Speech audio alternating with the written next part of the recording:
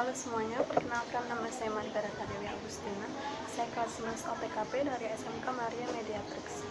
Di sini saya akan menjelaskan secara singkat tentang penerapan produksi dan perencanaan khusus sebagai pelengkap produksi. Saya akan menjelaskan sambil membaca buku catatan saya. A. Penerapan produksi. Penerapan produksi merupakan implementasi dari perencanaan-perencanaan yang sudah dibuat sebelumnya, khususnya pada perencanaan produksi. Sebelum memulai produksi, terdapat beberapa hal yang perlu dipersiapkan, antara lain sebagai berikut. 1. Mempersiapkan standar-standar kebutuhan bahan baku produksi sesuai dengan ukuran yang telah ditetapkan. Kedua, mempersiapkan bagian tahapan alur produksi. Ketiga, menyiapkan standar pricing prosedur atau SOP yang aplikatif dan terperinci, meliputi hal-hal yang harus dikerjakan. Keempat, menyiapkan tenaga kerja untuk produksi. Kelima, menyiapkan perlengkapan produksi. B. Perencanaan khusus sebagai pelengkap produksi. Agar persiapan usaha semakin baik, mari kita bahas bersama mengenai perlengkapan produksi. 1. Kemasan produk sebagai pelengkap produksi. Kemasan atau packaging adalah salah satu cara untuk mengenalkan identitas produk usaha kita kepada orang lain atau calon konsumen. Kemasan merupakan salah satu unsur yang memengaruhi banyaknya penjualan atau minat konsumen terhadap produk tersebut. Berikut adalah fungsi dan manfaat dari kemasan produk. 1. Untuk melindungi produk. Kedua, sebagai daya tarik. Ketiga, sebagai identitas produk. Keempat, mendukung keputusan berbelanja. Kelima, sebagai diferensiasi. Kedua, perencanaan desain kemasan produk. Desain kemasan banyak menampilkan nilai budaya di pasar, supermarket, outlet penjualan grosir, atau departemen store. Tren, kesehatan, mode pakaian, seni, usia, mobilitas kemajuan, dan etnis terungkap dalam desain kemasan yang beredar di pasaran. Tujuan khusus desain kemasan adalah untuk memproyeksikan nilai-nilai budaya. Kemasan juga mengomunikasikan nilai-nilai kelas konsumen yang lebih luas. Oleh karena itu, desain kemasan harus mampu menarik perhatian konsumen dengan segera. Hal ini dicapai dengan menerapkan efek visual dan desain yang menarik target konsumen. Desain kemasan yang benar-benar efektif membuat konsumen melihat diri sendiri dan keinginan diri sendiri lewat desain pada kemasan. A. Tujuan desain kemasan.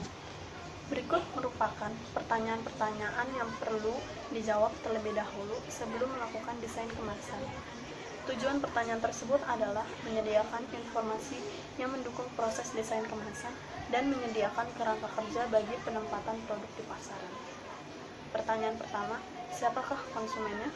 Pertanyaan kedua, di wilayah manakah produk akan bersaing? Pertanyaan ketiga, pada harga berapa produk akan dijual? Pertanyaan keempat, berapa biaya produksi dibutuhkan? Pertanyaan kelima, berapa lama waktu yang dibutuhkan dari pembuatan desain sampai penjualan? Pertanyaan ke-6, apa metode distribusi yang direncanakan? Pertanyaan ke-7, bagaimana penanganan produk agar tidak rusak? Tujuan desain kemasan menjadi lebih jelas saat parameter pemasaran telah didefinisikan. B.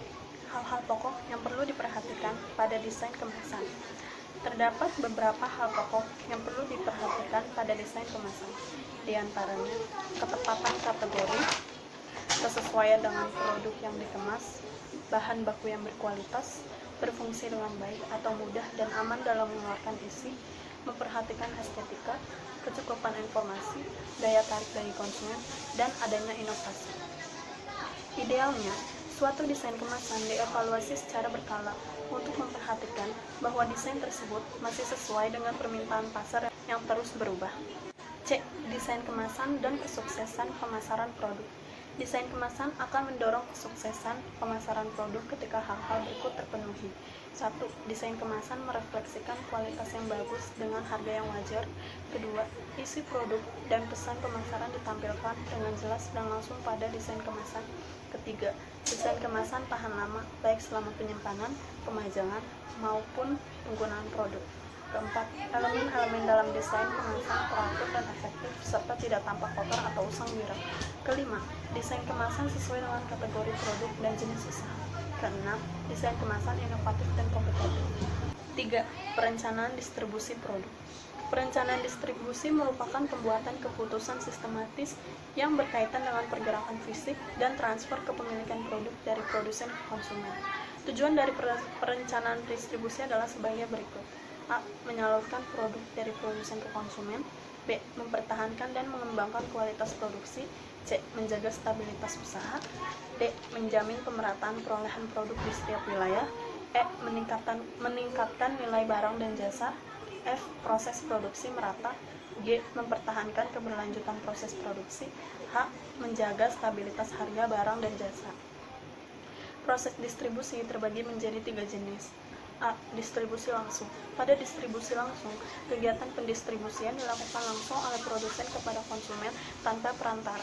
B. Distribusi semi langsung. Distribusi semi langsung dilaksanakan melalui saluran yang dimiliki oleh usaha atau produsen.